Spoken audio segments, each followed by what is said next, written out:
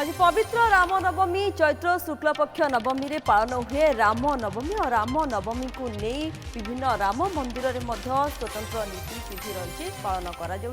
मर्यादा पुरुषोत्तम प्रभु श्री रामचंद्र जन्म उत्सव श्रीराम नवमी चल चंचल भुवनेश्वर राम मंदिर भुवनेश्वर राम मंदिर रे भक्तों समागम होइछि धूप दीप भोग धरी दर्शन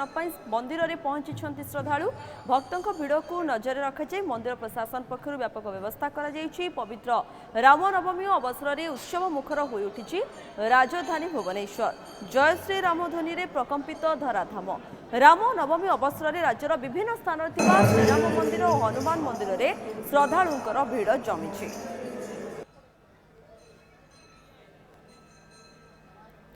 भुवनेश्वर राम मंदिर वर्तमान किभली भाव चित्र रही दृश्य रही परिवेश संपर्क जानवा दूती रही सीधासख दूती आपण पचर आम देखुचु भक्त मैंने किभली भाव खुशी आज जो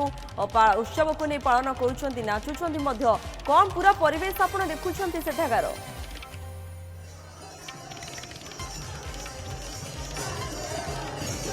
देखो राम मंदिर भितर पूरा आध्यात्मिकमय परिवेश एवं जो श्रद्धालु मैंने सका ए जाए श्री रामचरित मानस पाठ करते से भक्ति विभोर एवं नृत्य करुँच देखिपे भजन कीर्तन एवं राम नाम उच्चारण करुँच ता सहित नाच गीत कर परिवेश ये आज नुह 9 दिन धरिकी चली नवमी उपलक्षे एवं आज जेहेतु राम जन्म ठीक 12टा बेले रोचे रीतिनीति अनुजाई से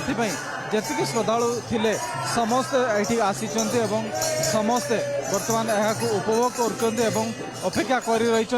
जो रीतिनीति चली से देखुं आम पचारि बुझा माउसी आज प्रभु श्रीराम को जन्म केमती लगुच बहुत बढ़िया लगुच बहुत भल लगुच ठाकुर को दर्शन बहुत भल लगुच पूरा आत्मा शांति पूरा शांति जगह शांति लगुच आमको खरा बट किसी जना पड़ुनि बढ़िया लगुच रामलाल जन्मदिन आज केते उत्सव लगी केते लोक केते खुशी लगुच केते आनंद आनंद भी आनंद आनंद ही आनंद आनंद ही आनंद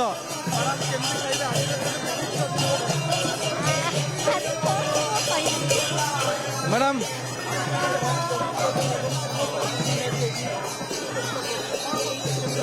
बहुत बढ़िया लगुच समस्त को रामनवमी हार्दिक शुभेच्छा मुझे सबु वर्ष रामनवमी आसे मत ये बहुत भल लगुच आसिक मन को गोटे अलग प्रकार शांति मिलूँ ये आसिक से समस्त को कहि राम पाखक आसतु दर्शन करके जातु जय रामनवमी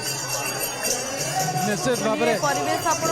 दृश्य देखुं जहाँ बयान करुच्ची श्रद्धालु मैंने केते संख्यक आसी भुवनेश्वर राम मंदिर आप चित्र देखुले द्वितीय आमको सीधासख अधिक सूचना।